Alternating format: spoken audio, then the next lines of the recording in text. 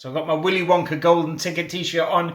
You know what that means, it's chocolate time. I've got a real treat for you today. It's a velvety soft dark chocolate Oreo cookie and berry cheesecake. It's a real summer favourite. You can eat it any time of the year, it doesn't really matter.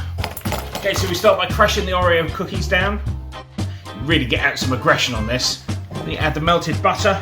If you like an extra crunch, you can add 50 grams of demerara sugar. Trust me, it works. Now we're going to add this to an 8-inch springform cake tin. It means you can take the sides off once it's baked. It makes it much easier to serve. Once you've mixed in your butter to your Oreo cookies, stick it in the fridge for half an hour just so it firms up. Next, whip 150ml of your cream to soft peaks. No further. Then whack your cocoa powder in and give it a good stir. Gently though. Next, melt the dark chocolate, the key ingredient, with 100ml of your cream. Don't overheat it though, you just want to melt the chocolate, that's all. Add this to the cocoa and the cream you whipped previously. Next, in another bowl, add the cream cheese and the caster sugar. Give it a good blitz. I'm using a stick blender.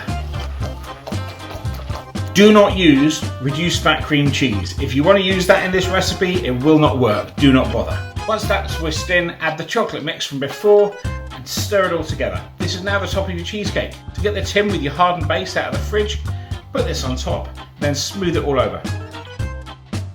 This is how I like to decorate it. Put some extra Oreo cookies in the top. You can even break them up if you like.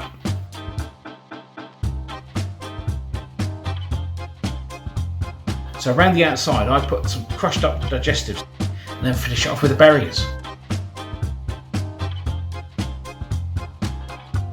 So a couple of things about this. Don't worry about using really expensive chocolate. You can use supermarket brand cooking chocolate, it will be absolutely fine. Dark chocolate does work better though. Although this is a no-bake cheesecake recipe, you'll benefit from getting this out of the fridge half an hour before you want to eat it. It'll be a lot softer and velvety smooth, plus you'll taste more of the chocolate as well. Enjoy!